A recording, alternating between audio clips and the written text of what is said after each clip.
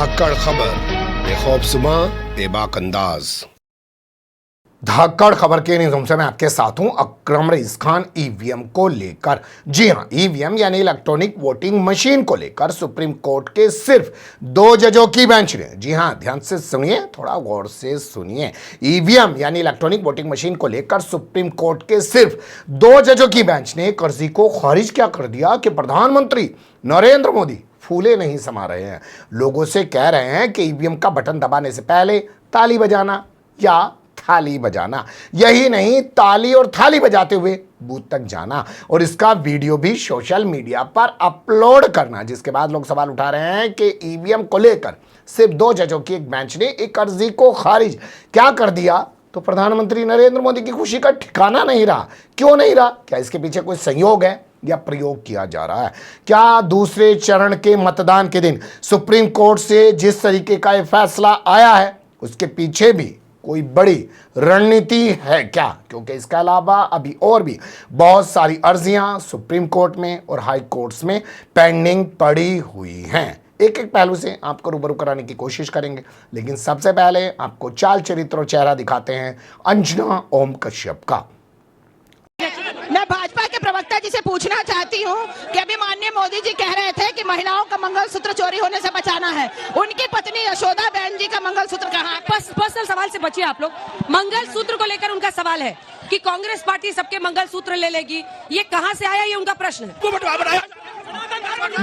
मेरा भाजपा के प्रवक्ता जी से सवाल है, भारतीय जनता पार्टी अपने आप को हिंदुओं का ठेकेदार पूरे देश में कहती घूम रही है। अभी इलेक्ट्रॉल बॉन्ड के नाम पर भारतीय जनता पार्टी ने बीफ काटने वाली कंपनी से जो 6-6 करोड़ रुपए चंदा लिया, उसका जवाब दे भारतीय। देख लिया आपने, महिला सवाल उठा रही है, महिला ने सवाल उठाया मंगलसूत्र का, महिला सवाल उठा रही है यशोदा बहन को लेकर, यानी प्रधानमंत्री नरेंद्र मोदी की पत्नी को लेकर, मंगलसूत्र को लेकर। लेकिन महिला होने के बाद ये संस्कारी अंजना ओम कश्यप, जो अपने शो में ये भी कहते हुए सुनाई दे चुकी है कि मेरा नाम है अंजना ओम मोदी, वो सवाल नहीं सुन पा रही है। कह रही है कि पर्सनल कमेंट मत कीजिएगा और सवाल को दूसरी तरफ ले जाकर कुछ और करने की कोशिश कर रही है। तो ऐसे पत्रकारों से क्या उम्मीद की जा सकती है कि वे ईवीएम को लेकर कभी आपके सामने सच रखेंगे? हालांकि आप ये भी कह सकते हैं कि आजकल सुधीर चौधरी और श्वेता सिंह जो है मोदी सरकार से सवाल पूछने की कोशिश कर रहे हैं कांग्रेस के घोषणा पत्र को लेकर कि भाई उसमें मुसलमान कहाँ लिखा हुआ है, उसमें मंगलसूत्र कहाँ लिखा हुआ है, उसमें कहाँ लिखा हुआ है कि संपत्ति का बंटवारा करके दूसरों में बांट दिया जाएगा, उसमें कहाँ लिखा हुआ है कि गाय को कटवा दिया जाएगा, ये कर दिया जाएगा, वो कर दिया जाएगा। शायद मालिक ने ही कुछ ऐसा कहा हो, 2 पत्रकार यानी कि अंजना ओम कश्यप और चित्रा त्रिपाठी को लगा दिया हो पत्रकार बना के, और जो पत्रकार बने हुए थे सुधीर चौधरी और श्वेता सिंह, उनसे कहा होगा कि थोड़ा बैलेंस करके सरकार से भी सवाल पूछो, क्या पता सत्ता परिवर्तन हो जाए, हमें तो अपना धंधा करना है। मैं तो एक छोटा सा चार्टर्ड अकाउंटेंट था, दुनिया के लोगों की टेबल्स पर इंडिया टुडे नाम की मैगजीन को डालता हुआ घूमता था। आज इतना बड़ा एम्पायर, आज तक channel, India today channel, OAFM अखबार, पता नहीं कितना बड़ा साम्राज्य उसने बनाकर खड़ा कर दिया है, तो उसको बचाना भी तो जिम्मेदारी हो सकता है। तो इसलिए बैलेंस किया जा रहा हो। खैर छोड़िए इन लोगों के चाल चरित्र और चेहरे के बारे में, खबर देखना शुरू कर दीजिए। एक अर्जी जनहित याचिका के तौर पर, PIL के तौर पर सुप्रीम कोर्ट में दाखिल की गई और कहा गया कि अच्छा एक बात बताइए, किसी भी लोकसभा सीट पर, किसी भी विधानसभा सीट पर अगर नोटा सबसे ज्यादा दबा दिया जाए तो क्या होगा? क्या वहां पर दोबारा मतदान नहीं कराया जाना चाहिए, यानी कि दोबारा चुनाव नहीं कराया जाना चाहिए? इस पर सुप्रीम कोर्ट ने चुनाव आयोग से पूछ लिया कि हाँ भाई बता चुनाव आयोग, अगर मान लीजिए तमाम कैंडिडेट से ज्यादा वोट नोटा को मिल जाते हैं, नोटा तो आप जानते ही हैं कि मुझे कुछ पसंद नहीं है, ये पसंद नहीं है, वो पसंद नहीं है और मैं नोटा दबा दूं, तो नोटा अगर दबा दिया जाता है तो क्यों ना वहां पर दोबारा से चुनाव कराया जाए। यानी ये कितना महत्वपूर्ण मुद्दा है, सुप्रीम कोर्ट में गया हुआ है। इसके अलावा महमूद प्राचा जो है वो भी बहुत सारे मुद्दे लेके गए हैं। इसके अलावा छत्तीसगढ़ मध्य प्रदेश चुनाव को लेकर भी बहुत सारी अर्जियां अदालतों में दाखिल हैं। लेकिन एक जरा सी अर्जी 2 जज साहिबान द्वारा एसोसिएशन डेमोक्रेटिक रिफॉर्म्स द्वारा जो दाखिल की गई थी उसको खारिज क्या कर दिया गया? प्रधानमंत्री नरेंद्र मोदी फूले नहीं समा रहे हैं, कह रहे हैं कि ताली और थाली बजाओ। सुन लो। और मेरा तो आपसे भी आग्रह है, जब आपके यहां मतदान का दिवस हो, हर पोलिंग बूथ में यात्रा निकाल करके 20-20, 25-25 लोग गीत गाते गाते, थाली बजाते बजाते, उत्सव मनाते मनाते पोलिंग स्टेशन पर वोट देने के लिए जाना चाहिए। सुन लिया आपने, साहब कह रहे हैं ताली और थाली बजा, लेकिन अब हम आपको दिखाते हैं कि जनता क्या कर रही है। ताली थाली नहीं बजा रही है, ईवीएम का बैंड बजा रही है। ये खबर देखना शुरू कर दीजिए जो महाराष्ट्र के नांदेड़ से छपी है। यहाँ एक बूथ पर एक शख्स पहुंचा, उसके पास कुल्हाड़ी थी, उन्हें कुल्हाड़ी से ईवीएम पर हमला कर दिया और चिल्लाने लगा कि वो लोकतंत्र बचाने के लिए, संविधान बचाने के लिए ऐसा कर रहा है क्योंकि जब से 2014 से संस्कारी सत्ता पर काबिज हुए हैं भारत की, तब से ईवीएम को लेकर सवाल उठ रहे हैं और सीधे तौर पर लोग ये कहते हैं कि वो ईवीएम के दम पर ही जीत रहे हैं, लोग उनको वोट नहीं दे रहे हैं। इस शख्स को गिरफ्तार कर लिया गया है।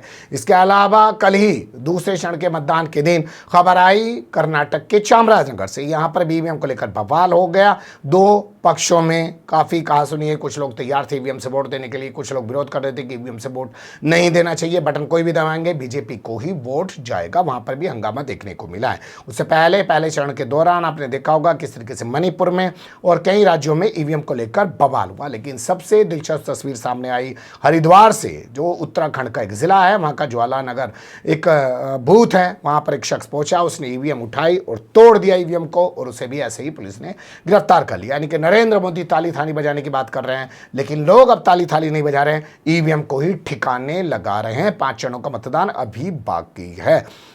इसके अलावा अब ये खबर आप देखना शुरू कर सकते हैं जिसमें प्रधानमंत्री नरेंद्र मोदी सुप्रीम कोर्ट से आए फैसले को लेकर खासे खुश नजर आ रहे हैं। क्यों, वो आप सुनिएगा, सोचिएगा, गौर कीजिएगा। आरजेडी कांग्रेस के शासन में चुनावों में मतदान पत्र, बैलेट पेपर लूटे जाते थे। इतना ही नहीं, गरीबों को तो वोट डालने के लिए घर से बाहर भी नहीं निकलने दिया जाता था। मेरे दलित भाई बहन, मेरे पिछड़े भाई बहन, उनको तो डंडे के चोट पे घर के बाहर निकलना मना कर दिया जाता था।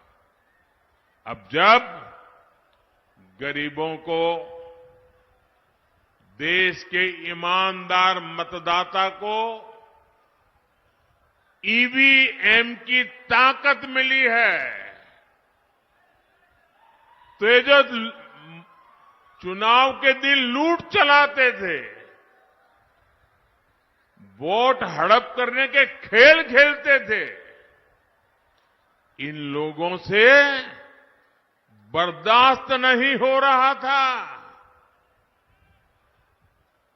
अभी भी वो परेशान है और इसलिए उनका दिन रात यही काम रहता है, कैसे भी करके ईवीएम हटना चाहिए, ये बटन दबाने वाला खेल बंद होना चाहिए, यही उनका खेल चल रहा है। इंडी गठबंधन के हर नेता ने ईवीएम को लेकर जनता के मन में संदेह पैदा करने का पाप किया है। लेकिन आज देश के लोकतंत्र की ताकत देखिए, बाबा साहब आंबेडकर के संविधान की ताकत देखिए। आज सुप्रीम कोर्ट ने अभी 1-2 घंटे पहले ही मतपेटियों को लूटने का इरादा रखने वालों को ऐसा गहरा झटका दिया है, ऐसा गहरा झटका दिया है कि उनके सारे सपने चूर चूर हो गए हैं। आज उच्च न्यायालय ने, सुप्रीम कोर्ट ने साफ साफ कह दिया है कि बैलेट पेपर वाला पुराना दौर वापस लौट करके नहीं आएगा। आज जब पूरी दुनिया भारत के लोकतंत्र की, भारत की चुनाव प्रक्रिया की, भारत के चुनावों में टेक्नोलॉजी के उपयोग की वाहवाही करती है, तारीफ करती है, तब ये लोग अपने निजी स्वार्थ के लिए बदनीयत से ईवीएम को बदनाम करने पर लगे पड़े थे।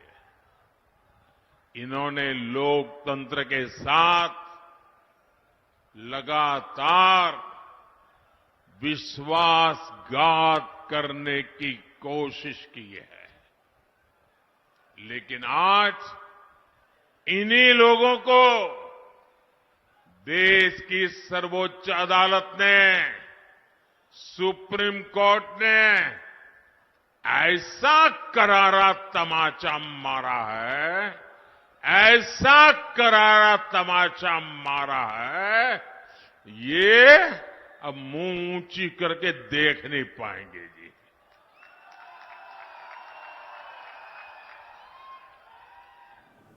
अररिया में बोला है साहब ने, बिहार का ये जिला है। बिहार में आप जानते हैं कैसे नीतीश कुमार को संस्कारियों अपने साथ मिलाया है। पहले कह रहे थे रामराज के दम पर राम को ले आए हैं, स्थापित कर दिया है राम को लाकर उन्होंने, उसके दम पर वो चुनाव जीत जाएंगे। लेकिन कभी नीतीश को तोड़ा, कभी जयंत को तोड़ा और संस्कारियों ने हर हथकंडा अपनाया और अब ईवीएम का गुणगान कर रहे हैं। सवाल ये पैदा होता है कि ईवीएम पर एक जरा सा फैसला सुप्रीम कोर्ट के 2 जजों की बेंच ने क्या दे दिया, क्योंकि इसके बाद तो 3 जजों की बेंच के पास फैसला जा सकता है, 5 के बाद जा सकता है, 7 के पास भी जा सकता है। तो इतना खुश होने की आखिर जरूरत क्या है?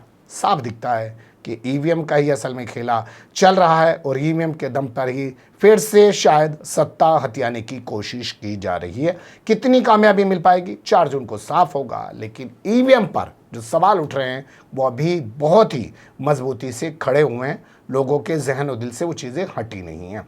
बने रहिएगा धाकड़ खबर के साथ। कमेंट्स के रूप में आप लोग अपनी राय दे सकते हैं, खबर को लाइक कर सकते हैं, चैनल को सब्सक्राइब कर सकते हैं और ज़्यादा से ज़्यादा हमारी खबरों को शेयर कर सकते हैं। फिर ऐसे ही किसी सुलगते हुए या उलझते मुद्दे लेकर मैं आपके सामने हूँगा हाजिर। फिलहाल अभी मुझे नहीं इजाज़त।